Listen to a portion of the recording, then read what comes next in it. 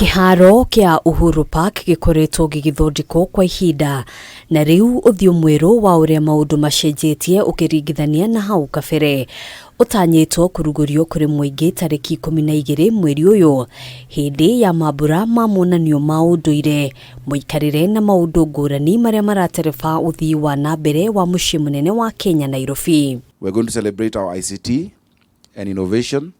Nairobi is the Silicon Savannah. It is the hotbed of innovation in the region.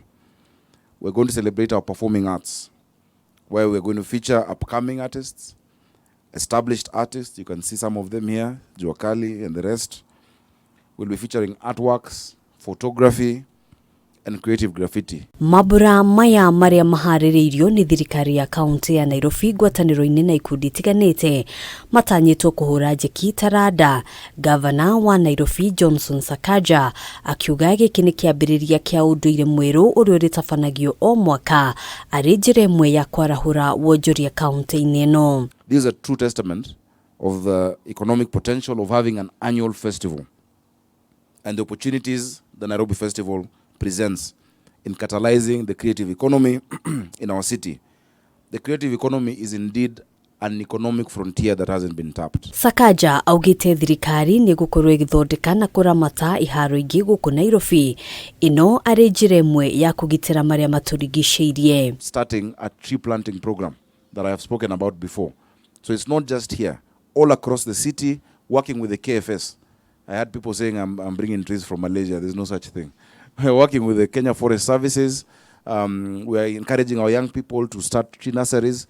We're going to employ them not just to plant trees, but to grow trees and to maintain them. So the park will be maintained definitely. Hindi ya monanio maya maria makambiriria tariki 12 nginyagia tariki 17 mweri uyu andu agima ni makariha ciringi 100 na ciana ciringi 50 kuingira kiharo-ini giki.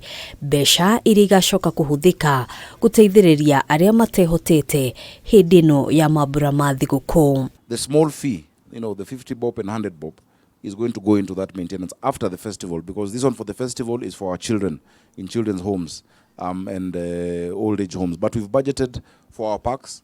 We are going to employ people who are just going to strictly take care of not just Uhuru Park and Central Park, but all our green spaces that we are developing. Hadini ha Kameme TV, jitagugena wa Waduro. Technically, we came here and this is